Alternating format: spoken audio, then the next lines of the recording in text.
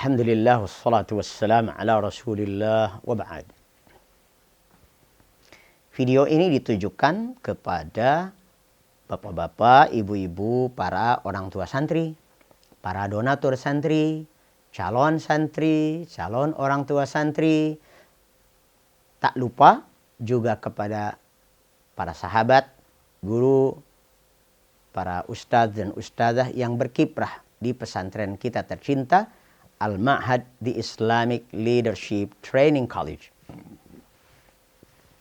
Saudaraku, jangan lupa bahwa Al-Ma'had ini di antara tujuan didirikannya, di antara misi yang diembannya adalah mempersiapkan calon pemimpin umat. Tentu harus memiliki karakter yang jelas, integritas terhadap Islam. Yang pertama bermanhaj salaf, ahlus sunnah wal jamaah. Kedua, hafal Al-Quranul Karim. Yang ketiga, hafal hadis, kitab Jami'ul Ulum wal Hikam. Yang keempat, menguasai dasar-dasar studi Islam. Yang kelima, ini yang akan kita bahas kali ini, adalah berakhlak karimah dan beradab aliyah. Kalau secara pribadi, modal secara kepribadian sudah cukup dengan 4 karakter. Punya manhaj yang lurus, gaya hidupnya sudah baik, sudah benar, punya hafalan Al-Quran dan hadis, kemudian bahkan sudah menguasai dasar-dasar studi Islam, ilmu-ilmu tentang Islam. Ini untuk bekal pribadi saja sudah cukup. Tetapi manusia itu adalah makhlukun ijtima'i, makhluk sosial.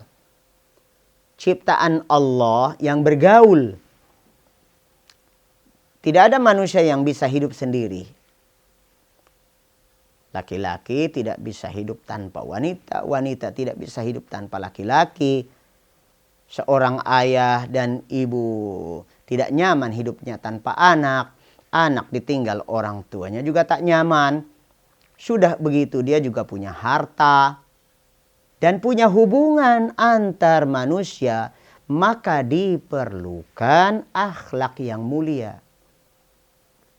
Karena akhlak yang mulia ini adalah norma-norma kepatutan di dalam Islam. Bagaimana sepatutnya seseorang berperilaku dalam hubungannya dengan Allah, dalam hubungannya dengan sesama manusia. Hablum minallah wa hablum minan nas. Maka dengan akhlak yang mulia. Tentu mengarahkan anak menjadi anak yang berakhlak mulia, ini perjuangan yang sangat hebat. Tidak cukup 1-2 tahun. Tidak cukup dengan diajari fikih, diajari tentang hadis-hadis, cuma diceramahi saja, tidak cukup. Akhlak karimah ini adalah pola perilaku yang kemudian secara praktis harus dilatihkan dalam bentuk adab-adab, etika-etika praktis.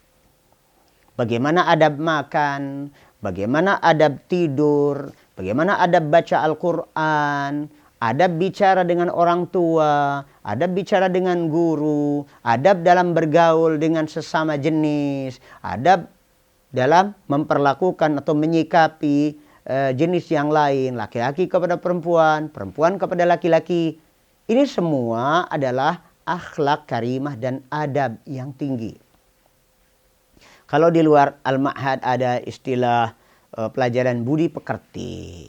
Ya, biasanya budi pekerti ini sangat umum dan lebih pada kultur lokal atau kearifan lokal, orang bilang begitu. Karena memang tujuannya adalah nasionalisme dan kebangsaan. Tetapi Al-Ma'had sudah lintas negara, lintas bangsa. Karena memang kita bertujuan untuk mencetak calon pemimpin umat yang bukan cuma di Indonesia, yang bisa hidup sampai dalam pergaulan internasional dengan bangsa-bangsa yang lain. Wawasannya harus broaden, ya, harus luas, sa'atul ufuq.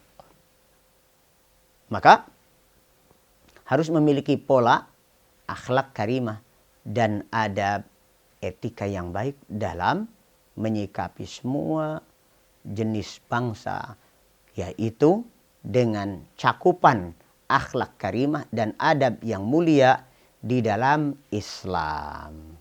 Demikian apa yang bisa kami sampaikan terkait dengan penjelasan karakter kelima dari 10 karakter lulusan Al-Ma'had.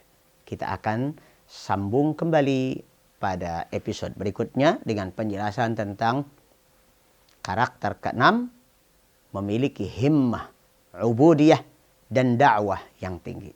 Assalamualaikum warahmatullahi wabarakatuh.